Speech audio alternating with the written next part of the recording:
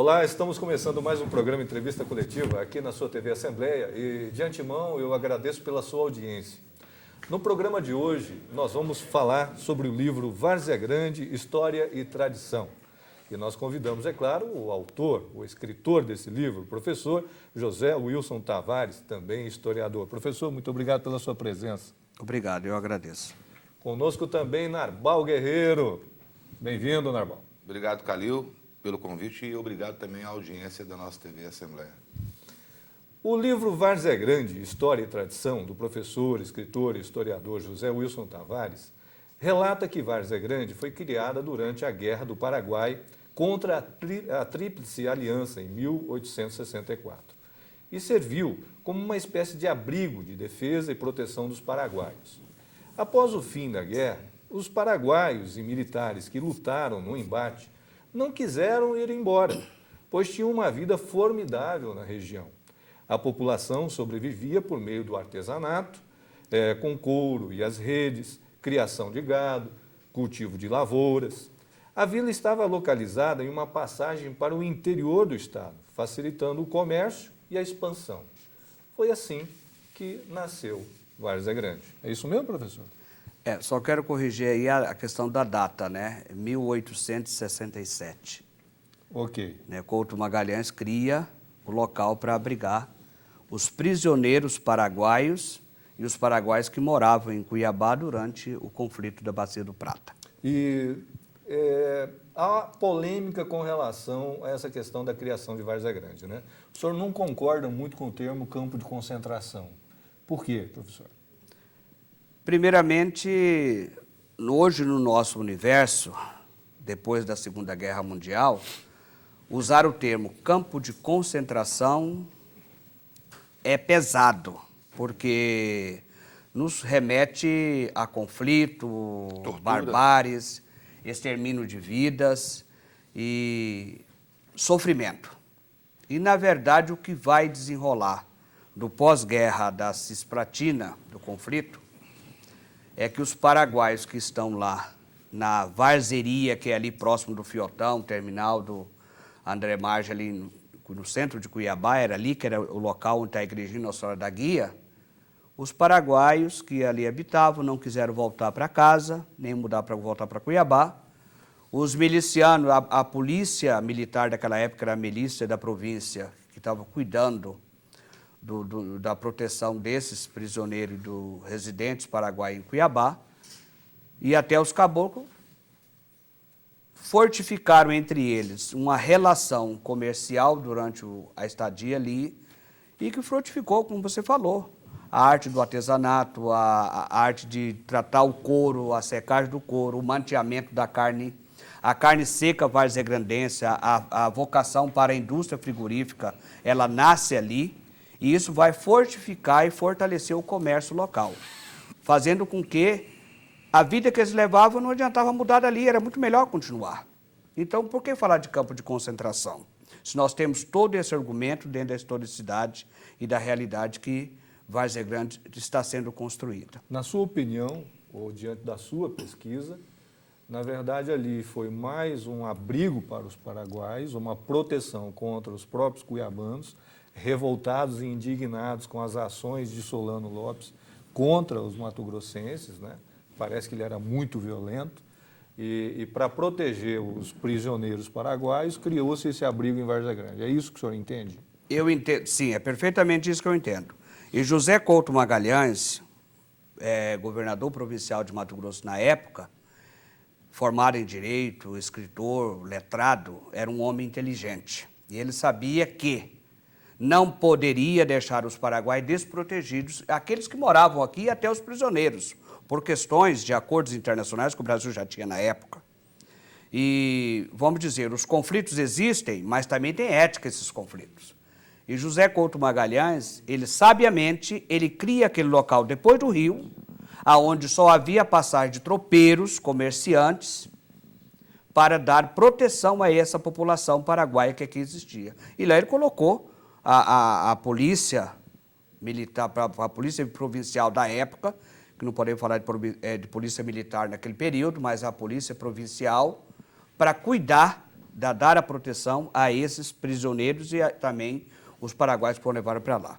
E aos caboclos que estavam em Várzea Grande, para que não houvesse conflito lá também.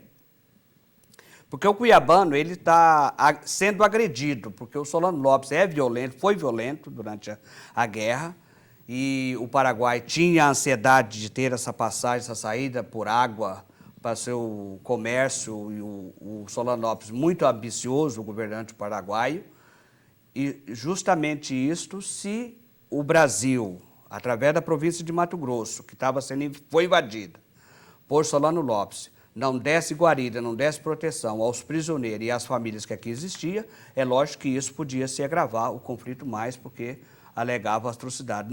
Não iríamos fazer o que Solano estava fazendo com os brasileiros. Professor, ele, a partir de Corumbá, a invasão Corumbá, se deu por ali.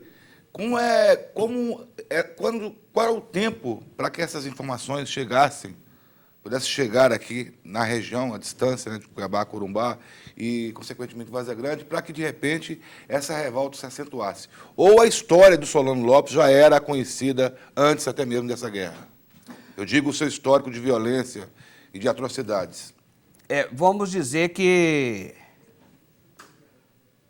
precisar um tempo de chegada dessas notícias aqui é muito, vamos dizer assim, é pretensão muito grande do historiador querer precisar isso, porque os meios de comunicação no universo de hoje ele é online e ele está ao vivo e a cores. Naquele tempo era cartinha, bilhetinho. Anos para chegar de repente. Anos para chegar, o pombo correio não voava por aqui e assim por diante, né?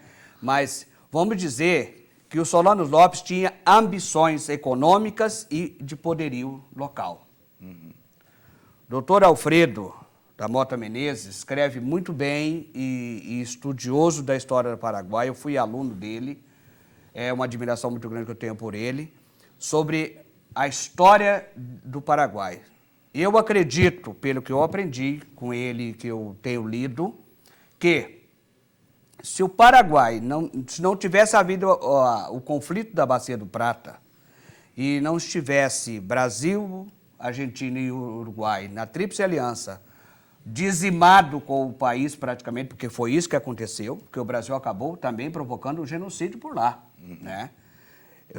Vamos dizer, quando eu defendo que aqui na Várzea Grande, sabiamente, o Couto Magalhães soube levar o conflito, defendendo o território, mas protegendo quem estava aqui. Dentro das regras da guerra. Das regras da ética, os da moral. tratados. Ele foi sábio, porque ele era um estudioso, ele era um homem letrado, né?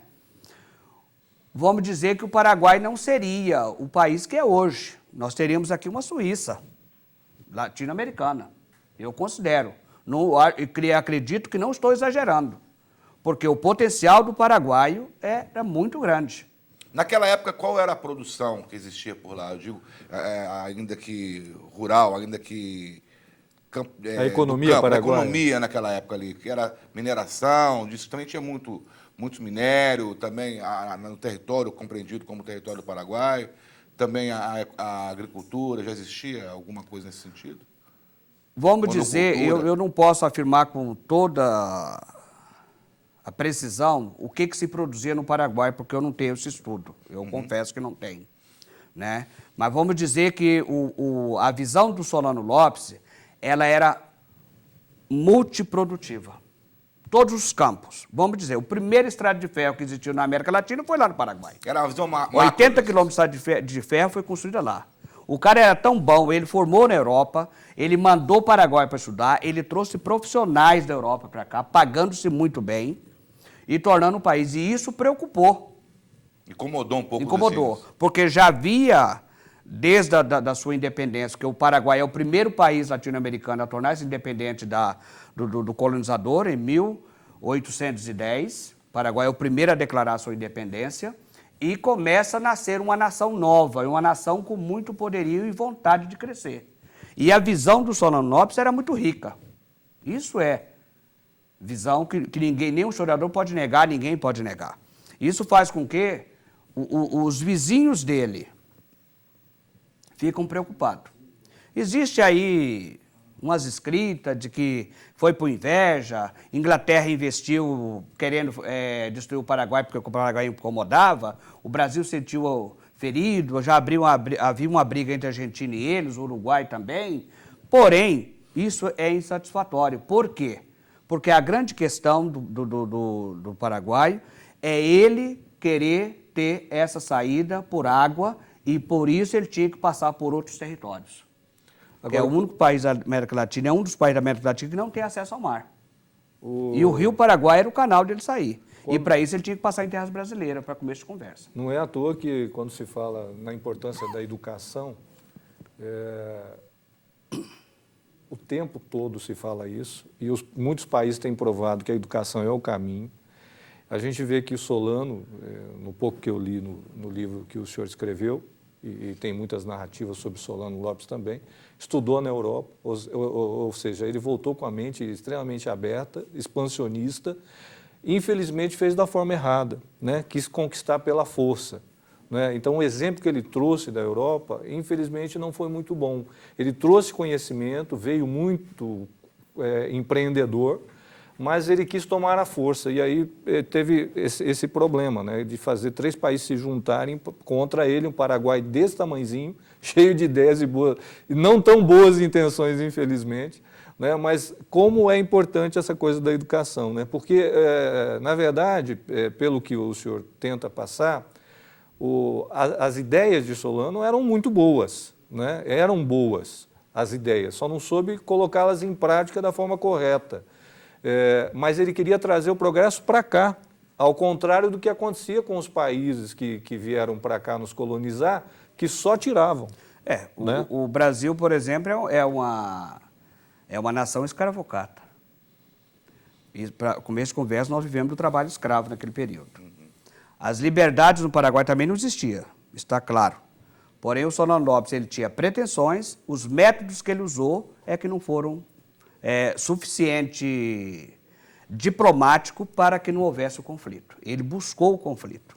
E como ele era um homem audacioso, isso está na história, ele provocou e levou as consequências. Faltou inteligência. Eu acho que ele tinha o conhecimento, mas não teve a inteligência suficiente para lidar com esse conhecimento.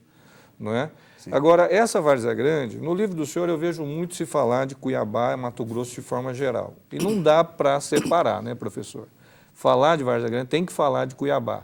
E como o senhor disse aqui antes da gente iniciar a entrevista, Várzea Grande, infelizmente, sempre viveu à sombra de Cuiabá. E quando se descobriu o ouro em Cuiabá, Várzea Grande foi esvaziada novamente, né? Quando se descobriu o ouro em Cuiabá, Várzea Grande nem existia. Era apenas um caminho de passagem, né? Quer dizer, quem que podia passar para lá? Alguém que quisesse um pouquinho mais de ouro ou buscar. Quando é que vai acontecer um povoamento massificamente naquela região da Várzea Grande? 1727, D. Rodrigo de Menezes, governador provincial de São Paulo, que aqui pertencia à província de São Paulo, vem para Cuiabá e é criado o Senado da Câmara aqui em Cuiabá. O que é a equivalência de um Senado da Câmara? É como você criar um município. E quem governava, quem cuidava da coleta dos impostos, quem orientava, quem dava toda a disciplinação do espaço, era esse Senado da Câmara. D. Rodrigo fica aqui por um período um pouco extenso. E quando ele chega em Cuiabá, ele vai praticar a famosa derrama, que é cobrar, impostos, né? cobrar os impostos atrasados. E com isso, todos os devedores e aqueles que não queriam pagar impostos, atravessaram o rio e vazaram para onde foi. Porque é justamente nesse período é que há uma expansão enorme para a região de Vila Bela, é que o Mato Grosso vai nascer. A região podia já ser conhecida, sem sombra de dúvida, porém, ela vai ser solidificada a busca de novos canais de mineração, a busca do metal precioso, vai acontecer essa expansão. E ali na Várzea Grande não vai achar ouro. Por que nós temos ali Capela do Pissarrão em Várzea Grande? Eu moro ali perto. Capela do Pissarrão. É justamente o processo de busca do ouro nos córregos que existe até hoje lá, a faiscação. Achou-se pequenos pouquinhos de minério no meio da pissarra. Por isso chama-se Capela do Pissarrão. Isso é tudo história. E Várzea Grande era um caminho de passagem. Leva-se, porque todo o pessoal que tem aventura, e nós estamos falando de aventureiros naquele período, exploradores. Por quê? Vamos falar no começo da história. Quando que eles vêm para Cuiabá? Eles não vêm buscar ouro aqui em Cuiabá, eles vêm buscar mão de obra escrava. Porque a mão de obra escrava e negra estava escassa no Brasil, muito cara. E nós estamos falando do empecilho de trazer escravo africano por causa do bloqueio imposto pela Inglaterra. Mas aí foram mudando de ideia, né? Aí, depois quando que chegou aqui em ouro, 1719, largaram os índios de o lado. que achou? Achou um monte de índio pelado, né? Sem dúvida, né? Guerreiro, cinta larga aí na região do Coxubá do Ouro. E, de repente, eles acharam foi o metal, o dinheiro. Nós estamos atrás da riqueza e achamos o metal. Isso é importante. E ali começa todo esse processo. Nasce Cuiabá, nasce todo um processo e o índio é esquecido. Nós vamos continuar sobre daqui a pouquinho, então, com o programa Entrevista Coletiva. O nosso convidado é o professor José Wilson Tavares, historiador, escritor, e ele está falando sobre o livro Várzea Grande, História e Tradição. E nós aqui aproveitando para conhecer um pouquinho mais de Várzea Grande. Professor, Várzea Grande teve dificuldade, além de se desenvolver, levou mais tempo, né? Porque o ouro, a riqueza estava aqui em Cuiabá. Várzea Grande levou mais tempo, mas também foi prejudicada, acredito eu, pela elite, porque pouco da sua cultura foi preservada. O senhor concorda ou não? Olha, eu quero afirmar o seguinte, vamos falar da cultura indígena, por exemplo. A cultura indígena, ela foi exterminada. É um extermínio, vamos dizer que não foi por violência como aconteceu aqui na região do Cuiabá. Porque quem habitava aquela região da Várzea Grande eram os índios da etnia Guanus, os Guanás. Hábeis tecelões, como está registrado na história, na historiografia, hábeis comerciantes, eles já usavam a arte de tecer a rede de dormir, a iamaca, que era chamada por eles. Navegadores também. Navegadores da canoa de tronco único. E os caras eram espertos. E eles eram amigos, eles recebiam todo mundo que chegava às suas ocas, suas cabanas, no seu aldeamento, sem nenhum problema. O negócio deles era fazer negócio, os índios, guanás. E essa miscigenação vai acontecer com muito maior rapidez. Aí que vai acontecer o extermínio dessa etnia aqui na região da Várzea Grande. Por quê? Porque essa amizade, esse convívio pacífico vai facilitar esse processo da mistura o paulista, que é que chega o aventureiro, o português com os índios, criou-se a etnia Várzea Grande, vamos dizer. O Paraguai detido aí, preso. O Paraguai, quando na época do conflito, também vai haver essa amizade, e é isso que vai facilitar no pós-guerra para não acontecer, para a vila não morrer, embora ela sofra uma estagnação, porém, ela é um ponto de passagem. Porque todo tropeiro, todo comerciante das bandeiras que passava por aquela região, Várzea Grande é o ponto de descanso. E também de mercadoria, como o artesanato da sola de couro, o arreamento dos animais, a carne manteada, para levar para onde fosse comercializado possível. Mas será que não era esse o problema? De ser apenas uma passagem, um ponto de pouso? Porque até hoje parece que Várzea Grande é isso. Né? Não, um grande hotel. Vamos dizer que esse é um dos processos que a Várzea Grande sofre. Mas a influência, por estar muito colada na capital, que nós temos aqui uma carnobação, né? O que nós temos? A influência de Cuiabá sobre Várzea Grande ainda é muito forte hoje ainda. Tudo. Mas os benefícios para Várzea Grande são muito pequenos diante dessa influência. O contrário não acontece nem em escala, ainda que menor, não Várzea Grande para Cuiabá. O senhor me falou que, só para concluir também a pergunta, o senhor fala no livro que basicamente a origem do Várzea Grandense se deu naquelas 3 castas. Né? Tinha um caboclo, depois o soldado, o paraguaio prisioneiro, o paraguaio que aqui em Cuiabá morava e foi para lá levado para se proteger de uma revolta, e os vaqueiros. É isso? Cuiabá a origem do Varzegrandense, ela se dá a partir ela tem origem indígena, do aventureiro, do comerciante que ali chega e do Paraguai que vai habitar. Antes do conflito, já existe esse tripé da origem de quem habita a região. Porque nós temos roças, plantio, caboclo morando naquela região da Várzea Grande. Porque nós temos que entender que a chegada na região do Cuiabá se passa pelo rio. O rio Cuiabá é o canal de comunicação e de chegada. Eu chamo de estrada líquida. Porque é por ali que chegou os primeiros aventureiros. Eles vão embocar na região do Cochupó do Ouro, passando por lá. Por isso também que na história do Mato Grosso de Cuiabá existe uma questão que se afirma. Diante do processo da mineração e da escassez do ouro, já no século XIX, o que vai acontecer? Muita fome aqui na região. Pode ter tido essa fome? Sim, pela escassez de alimentos. Mas nós já temos a introdução da cana-de-açúcar, das pequenas roças na margem do rio. Isso porque tinha muito peixe. Tinha muito peixe, sem dúvida. E ainda a riqueza do peixe era muito grande. E o indígena que está povoando e que está junto com esse aventureiro e com o caboclo residente já passou essa arte de pescar, só que não tem o processo do acúmulo.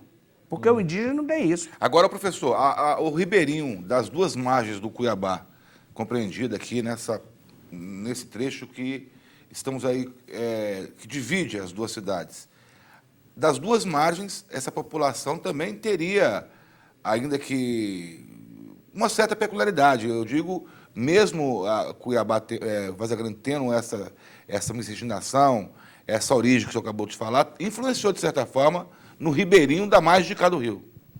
Sem dúvida, porque eu considero que o processo cultural, não existe cultura superior. O que existe são misturas de culturas. E toda cultura tem o seu valor. O indígena passa dele, o aventureiro que chega de São Paulo, o português que vem de Portugal, que está junto com esse paulista, ele traz o seu modo de vida, o seu modo de ser. O paraguai que vai habitar a região, ele vai trazer também, né? Tanto que, falando-se da rede varzegrandense hoje, a rede que nós temos hoje não tem nada a ver com a rede com o indígena, com o tecelão Guaná, tecia. Era uma rede bastante rústica, feita de fibra vegetal. Porém, é o seguinte, a origem dessa rede está nessa arte indígena. E essa rede cai no gosto do aventureiro, do comerciante que tem Várzea Grande como passagem de descanso, como momento de abastecer as suas caravanas para levar mais produto. Professor. E além do mais, para descansar, ele usava essa rede para dormir. O que me causa muita curiosidade com relação aos guanás é essa diferença de pensamento, de filosofia, de empreendedorismo deles, tão diferente dos paiaguases. Por que será? Que influência que eles sofreram? E eram tão diferentes assim na arte de lidar com outros povos. Quando nós falamos das tribos, das etnias indígenas, nós falamos de povos. É o modo de pensamento, a doutrina, o meio de criação que eles têm. O Cinta Larga e o Paiaguás que habitavam essa região aqui eram naturalmente índios guerreiros. E bravo, hein? Bravos. Tanto que eles defendem todo esse território aqui na base da baioneta. E não enjeitava a briga. Já do outro lado do rio, nós temos os índios pacíficos, mansos. São modos de vida. Como nós temos regiões do Brasil que são bastante violentas, outros mais pacíficas, tranquila. O Várzea Grandense, por exemplo, é bastante tranquilo, né? O modo de falar do cuiabano, aí esse modo arrastado de falar, essa ginga do cuiabano. Isso causa, em quem chega aqui, até um certo estranhamento. Eu lembro quando eu estava na universidade, que uma vez eu discordei de um colega de sala de aula, ele é uma pessoa mais adulta, já bem formado, que falou, por acaso, mal do cuiabano uma vez perto de mim. E eu cheguei a perguntar, você está vivendo e comendo e você aposentou aonde? Eu não sou cuiabano. Eu sou filho de mineiro, nascido no Paraná. Mas como é que eu posso chegar hoje, vamos dizer assim, literalmente, cuspir no prato que eu estou comendo. Por quê? Porque quando eu falo mal do cuiabano, quando eu chamo o cuiabano de preguiçoso, quando eu chamo... Porque eu tenho todo aquele etnocentrismo contra a prática cuiabana, o pessoal, o cara calmo, tranquilo, que não tem grandes ambições, sim, mas isso é valor também cultural. Isso é modo de ser, isso é riqueza. E depois nós temos aí as tradições das festas de santo, como em Várzea Grande tem, Cuiabá tem, o modo de dançar, o modo de cultuar o seu dia a dia, de fazer suas festas, mesmo naquela simplicidade possível, a riqueza de detalhes ainda é preservado. Isso é valor. E o que eu acho que hoje, por exemplo, quando se abre o espaço na mídia televisiva hoje, para a gente falar isso, expor o que a gente pensa e valorizar a nossa terra, que hoje eu vivo aqui, eu sou cuiabano de adoção, varzegrandense por adoção também, mato-grossense, porque nós vivemos aqui desde a década de 70, a minha família, então isso é valor cultural que eu estou adquirindo. E eu trago meus traços e adquiro os traços que aqui existem. O senhor é professor da rede pública em Várzea Grande, né? Eu sou professor da rede pública do estado e do município. Do município também. É.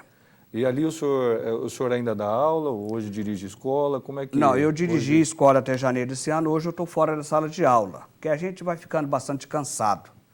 E o processo educacional hoje está bastante problemático, tanto em Várzea Grande quanto também no Mato Grosso. E vamos dizer, de vender livro eu não vou viver, e de professor também está meio complicado viver. E bastante. Está bastante. A gente que não tem mais idade para mudar de profissão, porque se tiver a gente teria que mudar, correr atrás. Mas é gratificante quando você encontra ex-alunos.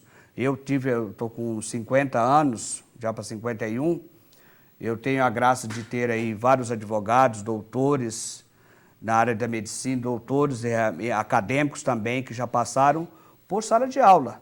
E eu considero que, como docente, a gratificação que eu tenho, né, desse processo educacional é de encontrar o meu ex-aluno lá em cima com o sucesso conquistado, eu tenho uma pequena contribuição, como se também eu encontrar esse ex-aluno na sarjeta, eu também contribuir. Eu tenho esse pensamento. E a educação, vamos falar lá do Solano Lopes. O cara era visionário, só não teve a inteligência de conquistar esse espaço. A oportunidade até teve, né, professor? É. Ele criou as oportunidades, mas não... Então, ele criou a oportunidade, ele tinha formação, mas não tinha, na hora não foi inteligente. Porém, a educação para ele era o fio da conquista do seu espaço. E nós temos que investir na educação hoje. Professor, quando falaram a seu respeito, e foi antes de eu ter visto a entrevista que o senhor concedeu ao Jornal da Assembleia, quem falou para mim foi o Jorge Albert. Atenção, Casas Bahia, Citilar, Jorge Albert trabalha aqui na Assembleia Legislativa. Ele falou que a escola que o senhor dirigiu foi um grande exemplo em Várzea Grande. Eu queria que o senhor falasse dessa experiência. O que foi que o senhor fez nessa escola que chamou tanto a atenção? E para mim qual foi essa escola? Para falar dessa escola, eu tenho que falar do Distrito de Bom Sucesso, que é o primeiro distrito de Várzea Grande. É um dos mais históricos, né, que tem uma população hoje na Vila de Ordem de 1.200 pessoas, mas é um distrito bastante enorme, né? E Bom Sucesso é criado junto com a emancipação de Várzea Grande. 1948, a mesma lei, a 126, que cria o município de Várzea, emancipa Várzea Grande, é a que cria o distrito de Bom Sucesso. Eu dirigi a escola Professora Maria Barbosa Martins por 9 anos. Eu fui diretor num período, depois saí, afastei, depois voltei por 2 mandatos. Em Várzea Grande, a gestão é 3 anos.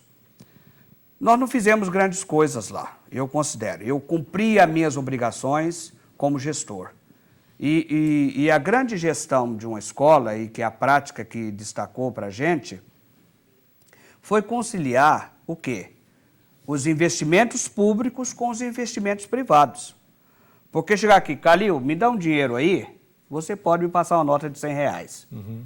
Você não está dando para o Tavares, você está dando para a Escola Maria Barbosa. Uhum. E estes R$100 que você está me doando precisa que eu preste conta claramente para a comunidade, porque ele não é meu. O meu dinheiro eu posso queimar, rasgar, jogar fora, fazer o que eu quiser. Mas aquilo que você doar para a Escola Maria Barbosa ou qualquer uma instituição, você, como cidadão, tem o direito de pedir prestação de conta. E eu defendo que isso tem que ser transparente. O que eu fiz na Escola Maria Barbosa? Eu lembro quando eu fui trabalhar lá em 99. Era uma escola muito simples, sem condições.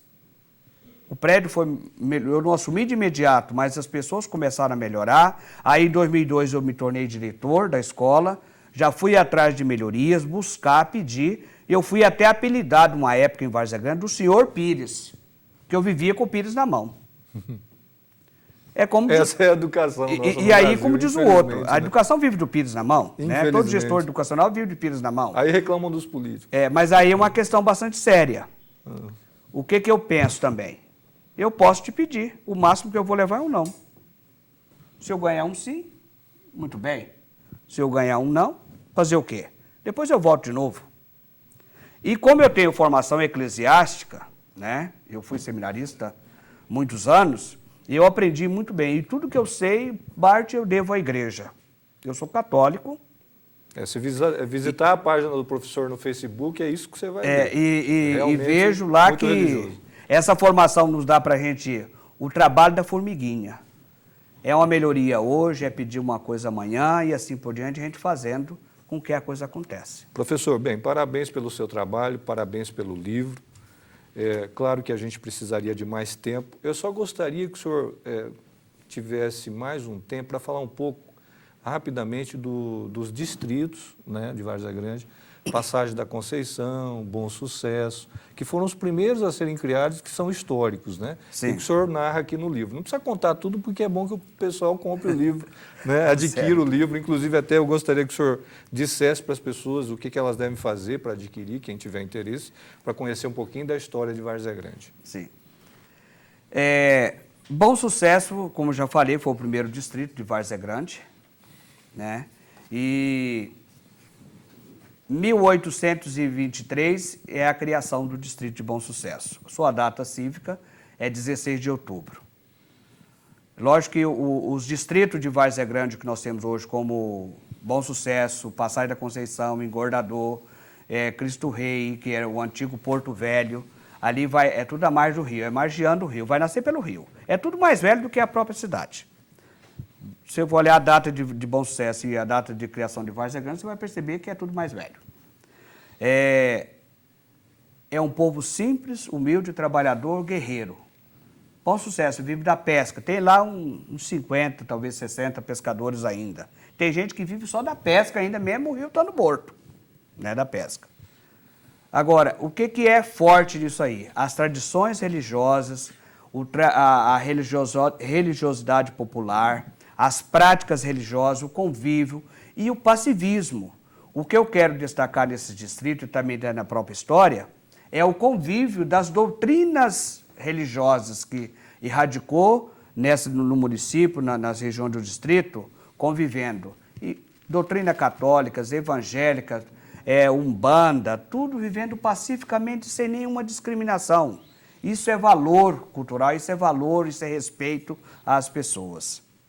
E Passagem da Conceição, a tradição religiosa muito forte, e a nossa intenção, numa próxima edição do nosso livro, é atualizar essa história do distrito, porque só vai passar a pertencer a Várzea Grande em 1964, que vai passar, que até então pertencia a Cuiabá, mesmo estando do outro lado do rio, né? Passagem da Conceição, mas ali é um povo valoroso, tem uma história, tem uma religiosidade, tem uma cultura e a prática de utilizar o rio como passagem, o rio Cuiabá. O rio Cuiabá vai ser esse meio de transporte, esse meio de chegar àqueles distritos à sua margem. É isso que a gente sintetiza para ter coisa. O meu livro está disponível aqui em Cuiabá, na Livraria Janina, né? Deve ter alguns exemplares lá ainda. Em Várzea Grande, na papelaria Grafite, lá tem o meu livro. E eu tenho um portal na internet, o Bom Sucesso, BON Sucesso MT.com.br, que lá está disponível em PDF, parte do livro só sobre Várzea Grande e só sobre Bom Sucesso, que pode ser baixado. Preserve lá as fontes, mas está disponível, porque a nossa intenção é formar o cidadão hoje, conhecedor da sua terra, da sua raça, da sua origem, conhecendo o seu povo, a sua cidade. É a nossa intenção. Ok, lembrando que é bom com N, tá? Se você colocar com M de macaco, você não vai encontrar a página. É Bom Sucesso com N, N Correto. de navio, né? Aí você vai encontrar, inclusive, até parte do livro lá, Sim. né, professor? Bem, muito obrigado pela sua presença mais uma vez. Parabéns, professor. Eu agradeço essa oportunidade, esse espaço aberto a gente, fico engrandecido, né, por receber aqui da Assembleia Legislativa esse apoio, e isso é benefício para a educação do Mato Grosso e da Várzea Grande e de Cuiabá, sem dúvida. Obrigado, Narbal. Obrigado, Calil. Obrigado, professor. Foi um prazer. E obrigado, telespectador amigo. Obrigado. Ok.